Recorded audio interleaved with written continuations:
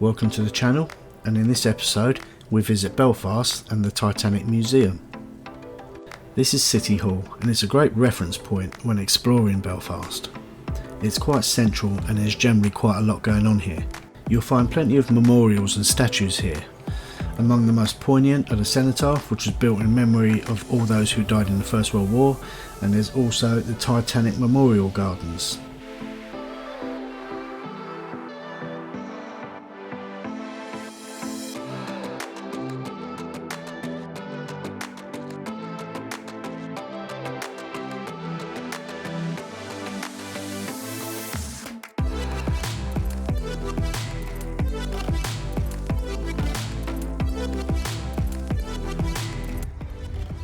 Hello, welcome to the channel, it's Cruise Life. So we're here in Belfast for a long weekend. Yep, we're here to see the Titanic Museum, the Giant's Causeway, among other places. We've actually been into the museum already. It's an amazing tour. Hopefully you enjoy our video. We're actually standing on the slipway that the Titanic was launched. I'm just going to show you that now.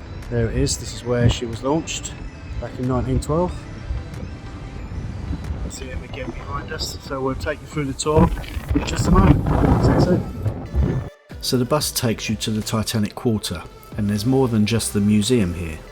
You also have the Titanic Hotel and the Titanic Studios, who have produced the movie Dungeons and Dragons as well as Game of Thrones. This is also the resting place for HMS Caroline, which is one of the last remaining ships from the First World War, as well as SS Nomadic, which served as a tender boat for Titanic. So let's squeeze in a little bit of history before we get to the museum. The shipyard was originally called Dargan's Island, and it was later renamed Queen's Island after Queen Victoria visited Belfast in 1849. A guy called Robert Hickson owned a small struggling shipyard on about 1.5 acres of land, employing approximately 100 men. Hickson would employ a couple of guys who would help to run his shipyard. They developed a plan to rescue his struggling business. Those guys were Edward James Harland and Gustav Wolff, who would eventually buy this shipyard from Robert Hickson. Harland and Wolff were formed in 1861, and in the years that followed the shipyard grew from 1.5 acres to an 80-acre site, and the employees rose from 100 to 10,000. So this created a real bustling city, and the wealth of Belfast was driven by the shipyards. This was a world of engineers and boilermakers and other skilled tradesmen, not to mention the linen mills of the city were also thriving. Okay, back to the museum. We booked our tickets as usual with Viator, and they cost us about £25 each. The tour was approximately about 3 hours, but you can spend as long as you like.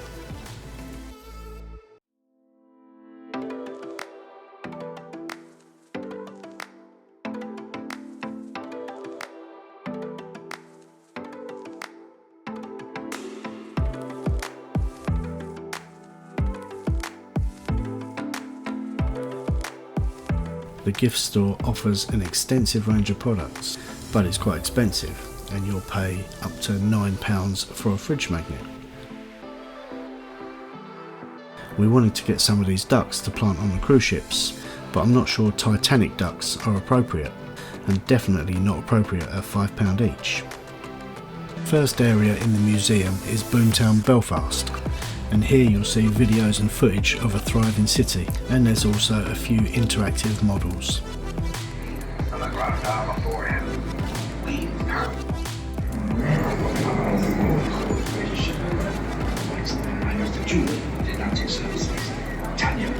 Mr. Ismay has the backing of the distinguished American financier John Pierpont Morgan through his shipping firm, the International Mercantile Marine Company. But I thought he built British ships. They fly the British flag, James, and they shall be constructed in our finest shipyard by our most skilled craftsmen. Great Leviathans acting as ambassadors for the Empire.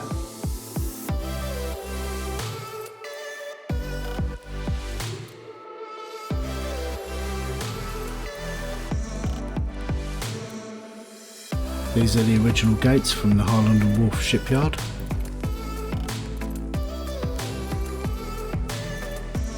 This area replicates the drawing and design offices of Harland Wolff. And there's also a few interactive areas. Did you know there were 3 million rivets used on the Titanic?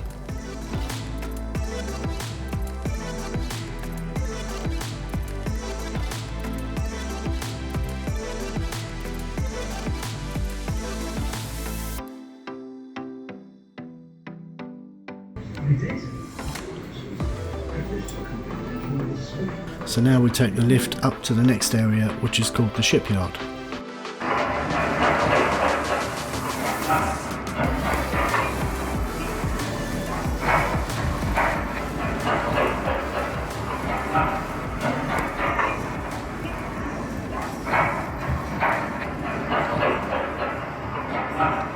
We didn't call her Titanic then. I was there from the beginning. I watched the ship race through the keel blocks. I was in the engine works for a while. Very well equipped it was. That's where we built the triple expansion engines. 2 of them, each as high as a 3-story house. I worked in the frame bending shop. You had heat steel beams in the furnace, then hooked them onto slabs of cast iron. And Like a back, you chased it out after work. I'd get scared working down in that double bottom. You only had 100,000 people watched the lodge. Some paid a bob to sit in the reserved seating. There were extra trams laid on. Then we all went off to the pub to wish her well. Ach, you were proud to be an island man that day. And Titanic was the pride of Belfast.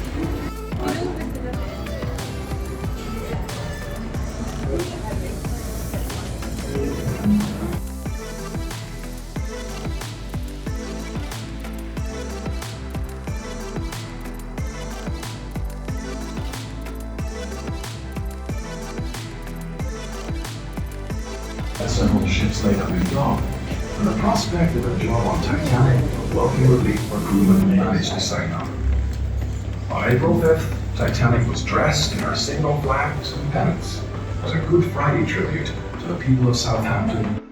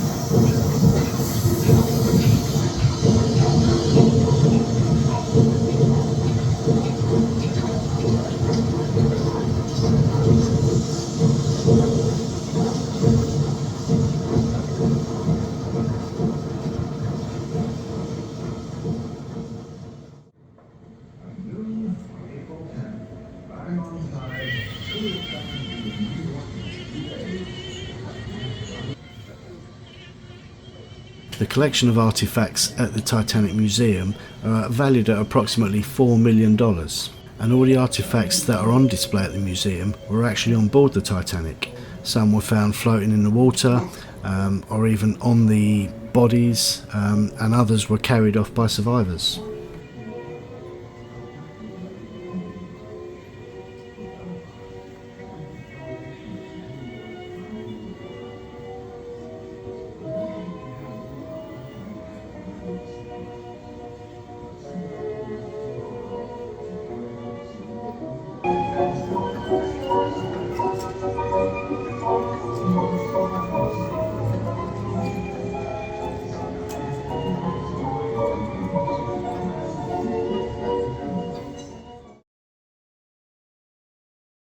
So this guy, David Blair, was actually transferred from the Titanic to the Oceanic, and he accidentally kept the keys to the storage locker containing the binoculars for the crow's nest. This instrument here is a button hook, and it was used by the medical team to turn the eyelid back on itself, and the medics would be looking for traces of this highly contagious eye disease, trachoma, and this was only used on third class passengers.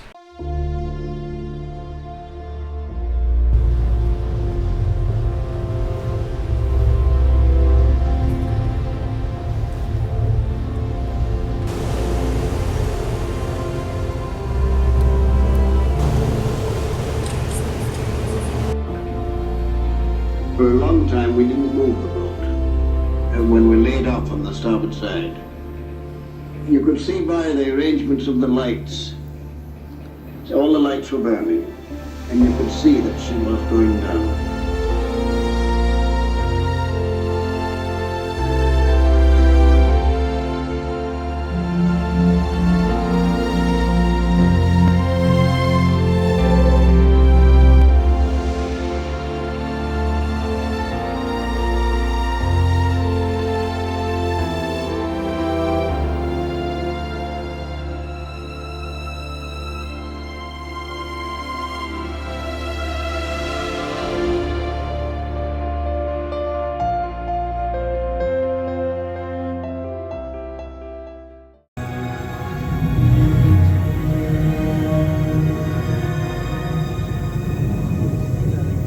I am coming to America on the nicest ship in the world. I'm coming with some of the nicest people in the world too. Isn't that just splendid?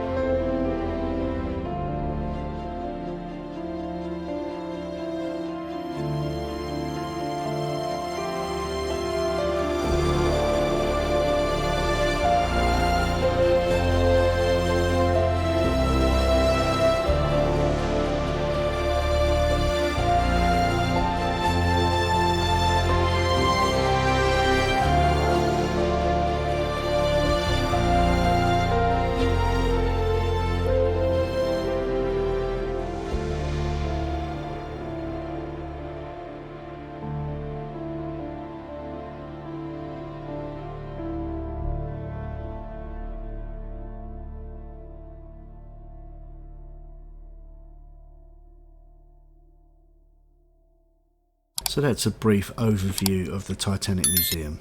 Hopefully you enjoyed it enough to hit the like, comment and subscribe. And if you got any questions, fire away in the comment section. See you soon.